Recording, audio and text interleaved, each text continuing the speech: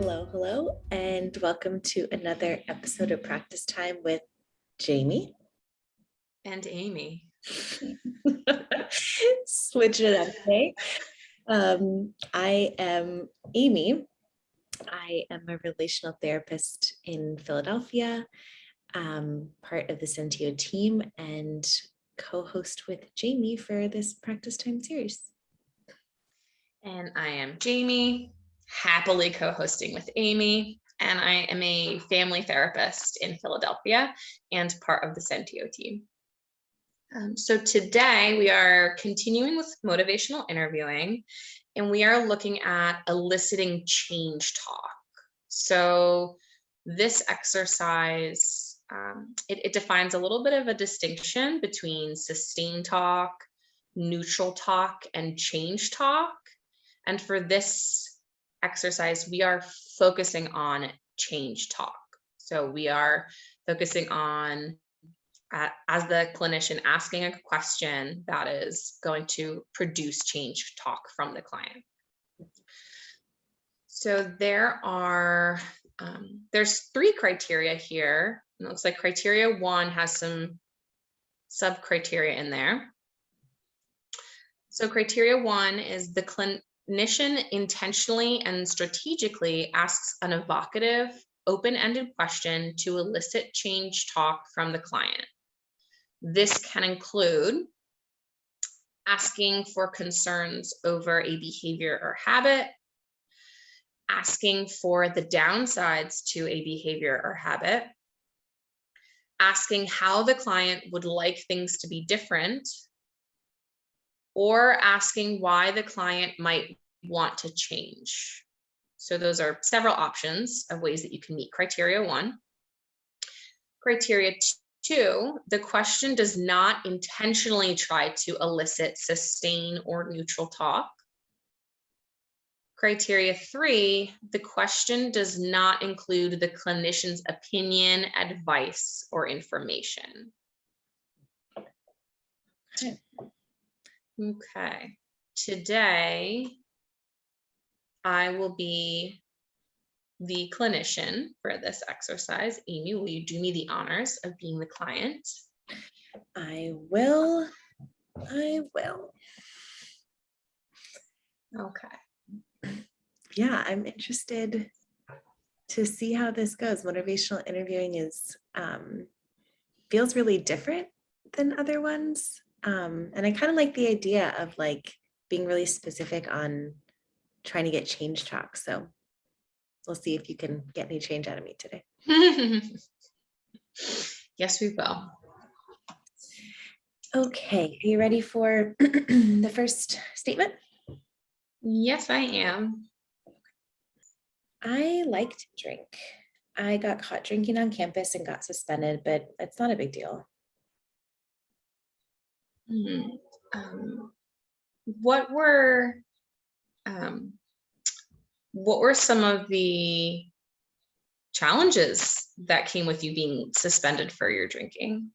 Okay, nice. So checking with the criteria, you asked a question that didn't elicit sustained or neutral talk, so you met criteria 2. You didn't share your opinion or advice, you met criteria 3. And for criteria 1, yeah, I think you did a good job asking for the downsides of my drinking behavior, the challenges you said. So I think that met criteria 1. Awesome. I would like to give that one another go. I'm thinking, like in hindsight, I know in that I kind of focused on the suspension specifically. I want to try something a little bit different on the next one. Cool. Okay. I like to drink. I got caught drinking on campus and got suspended, but it's not a big deal. Have any other kinds of challenges come up besides you being suspended? Yeah, okay. Great response.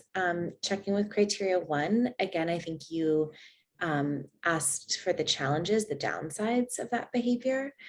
I think one piece of feedback is it wasn't an open-ended question.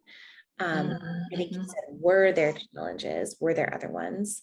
So maybe focusing on more open-ended questions in your next responses. Okay, yes. Yeah. I think in hindsight, it was like, I phrased it as just a yes or no question. And you could have just said yes or no, and then we would have ended the conversation there. So yeah, I can see how making that open-ended would have been better to fit the criteria. So overall, I think great job.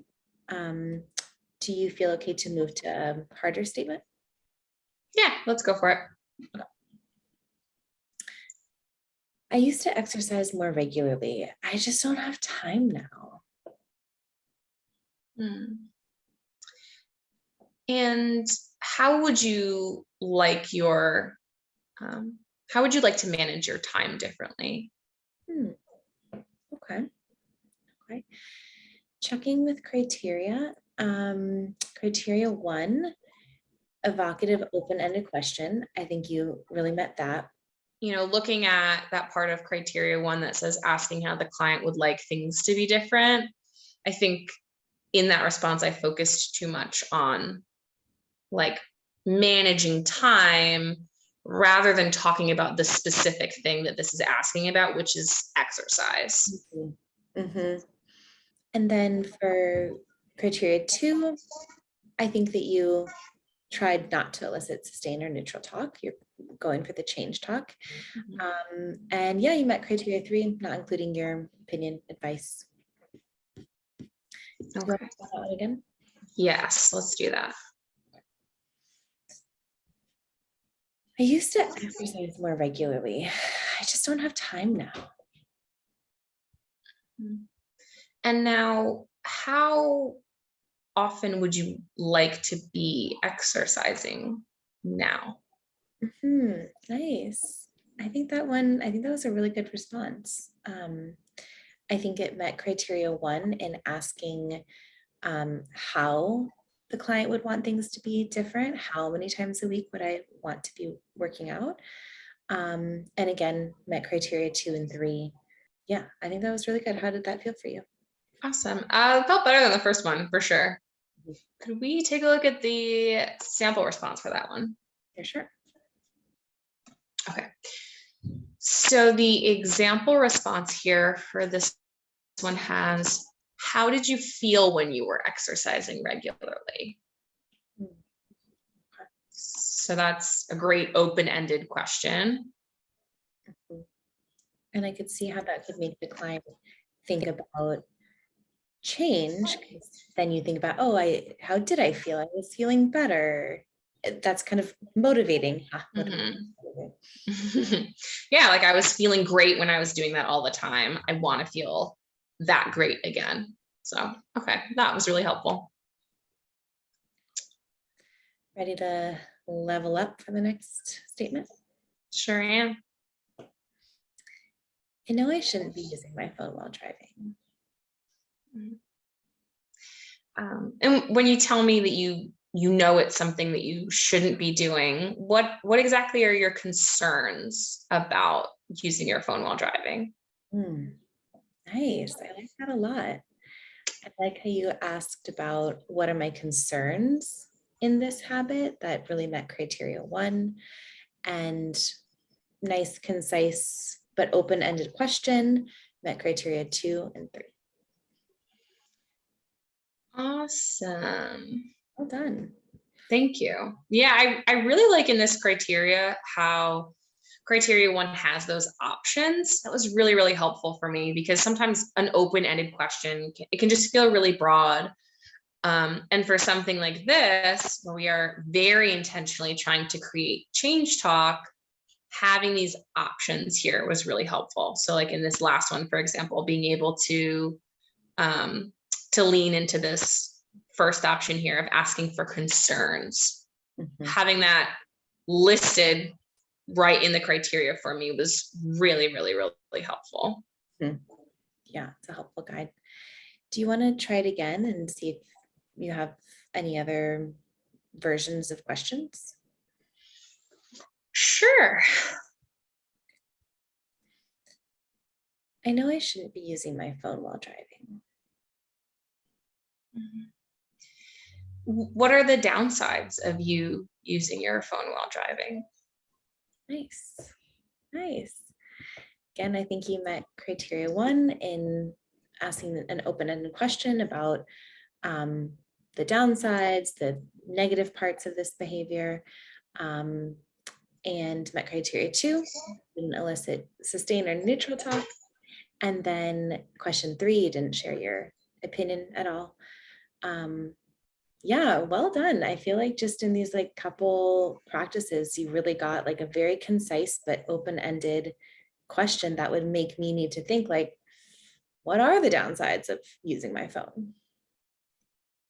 Like, it's a really, really helpful way of helping clients to kind of realize things that they may want to change, and to, again, just help motivate them to change. That is so much of the work that we do is just built on the idea that our clients are trying to change something in their lives, and change is super hard.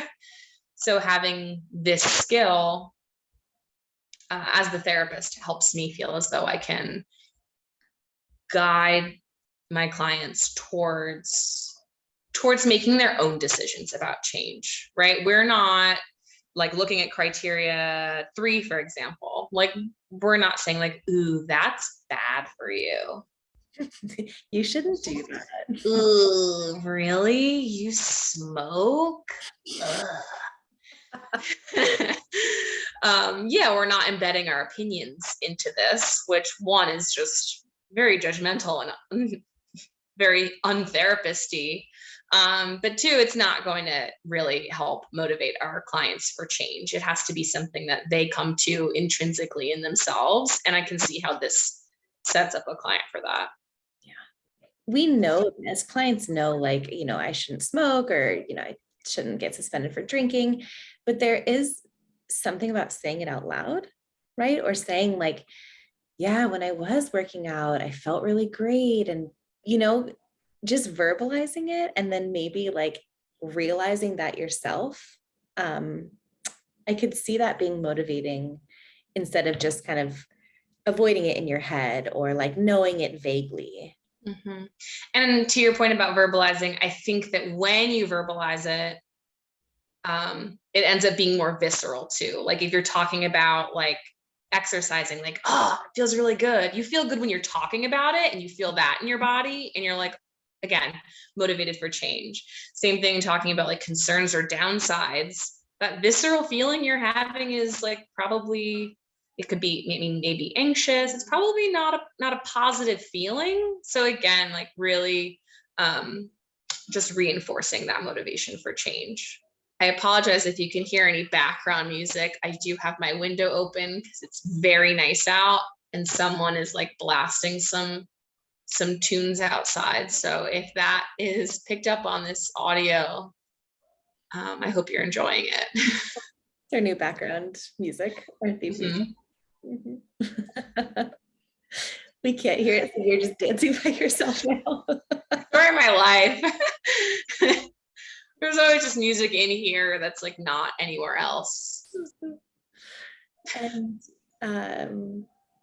yeah, how would it be if you closed your window? And it would probably be a lot quieter in here and like more peaceful. And you know what? I'm gonna get up and go close my window. Motivational interviewing. On that note. Yeah, thanks for checking out another practice time with Amy and Jamie.